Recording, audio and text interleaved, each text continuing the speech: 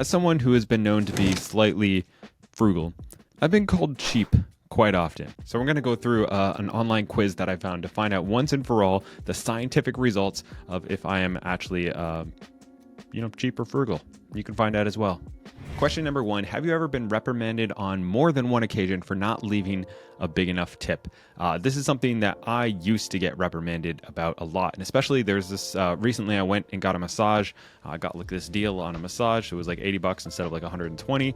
And then you had to leave a tip on top of that. And I had no idea what was going on. So I didn't leave a big enough tip, and I was publicly shamed for that by the lady behind the counter. So I'm going to say yes, I have done that for sure. But I am doing better with that, and now I'm really focusing on being a better tipper as I go forward. However, tipping culture in America has gotten extremely out of hand, but that's a whole nother subject. All right, number 2, do you use coupons when shopping even though you can afford to pay full price? I mean, I'm going to say no, because I'm not like a big couponer. I will get stuff on sale sometimes, but I don't necessarily shop the sales the way, the way some people do, like coupon books and stuff. So I'm gonna say no. I mostly just get what I need, and try to do that as cheaply as possible. Have you ever bought an article of clothing and worn it with the tags on, knowing you were gonna return it the next day? No, I have not done that, mainly because that seems like way too much work than it is worth. Like maybe if it's like a really expensive thing, like a expensive dress or a suit, that might kind of make sense, but I don't wear expensive enough stuff for that to make any sense. So no, I have not done that. I feel like I'm doing good so far. I feel like I'm doing good. I might not be cheap. By the way, if you're a YouTuber, I have a 7-day free course. There's a link down below. It's actually really good, so check it out if that's something you're interested in. So as a birthday gift, you offered to take a new love interest away for the weekend. She suggests a hotel that is way out of your price range. What do you do? Do you suck it up and foot the bill, suggest splitting the cost 50-50, tell my significant other, since the particular hotel is in his or her idea, she should pay? All right, you know what? I would either suck it up and pay the bill, or I would say like, you know what, I'm trying to save money right now and I'm not doing that. I don't think I would do either of the bottom two. But I also just wouldn't go to that expensive place. So depends on how much I liked the person. With Meredith, I did spend some money at the beginning, and I regret that I didn't spend more after we were married, because like the first year or two, we never went on vacation or did anything. So I should have done a few more things. When you're out with friends for dinner, when the waiter or waitresses brings the bill to the table, what do you do?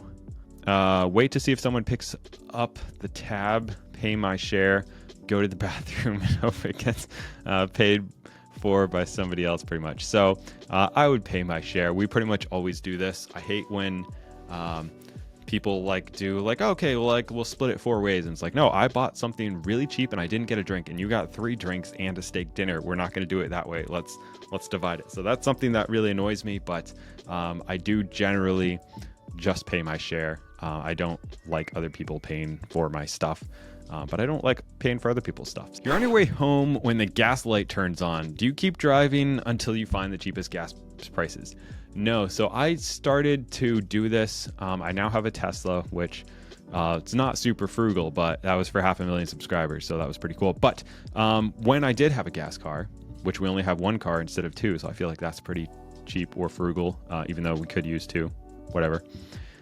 I stopped trying to get the cheapest gas, because I realized if I was driving 10 minutes out of my way to get like 10 cents cheaper gas, it just doesn't make any sense at all, like math wise, like how much my time is worth.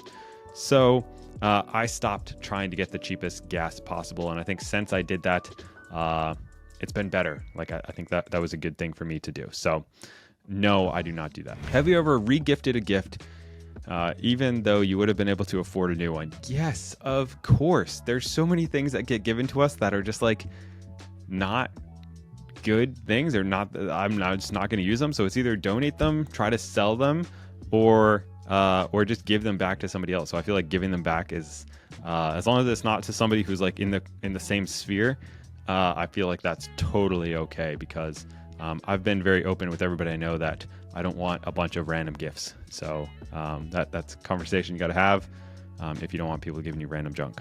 Have you ever been late for dinner with friends because you were trying to find a way to avoid paying for parking? No, this is another one of those things where I used to do that occasionally, but now I don't really do that because, again, if I have to pay $10 more, but I get an extra 10 minutes of my night or half an hour of my night, it's generally just worth it for me. By the way, if you guys are saving money, then you should definitely either check out SoFi or Webull. There's some links down below. You can earn between 4.6% and 5% on your money. So if you have money that you're saving from all this frugal living that you're probably doing as well, it should be making some money so that it's not just slowly dying on you from inflation. They are affiliate links, but I use them myself. I love them. So yeah, check those out. There's some links down below. Do you insist that people pay their share of small purchases like birthday card?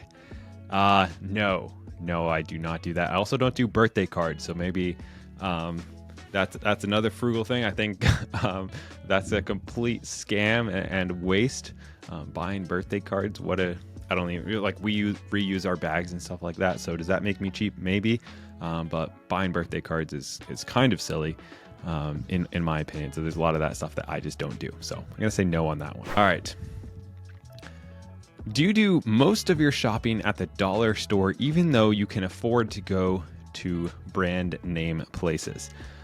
We do get some stuff at the dollar store because sometimes it really doesn't matter. However, I think there is a balance. We don't go to places just because it's the name brand, but again, we go to the places that are quick.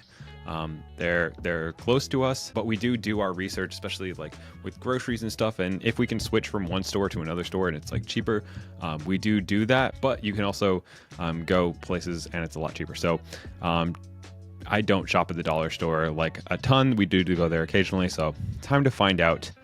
Your score is 20. What does that mean? Definitely not a penny pincher. In fact, I seem fairly generous. Guys, how about that? I'm not even a cheapskate. How did you do? Let me know in the comments down below. I'll leave a link to this test if you want to check it out. And don't forget to subscribe. I'll see you next week.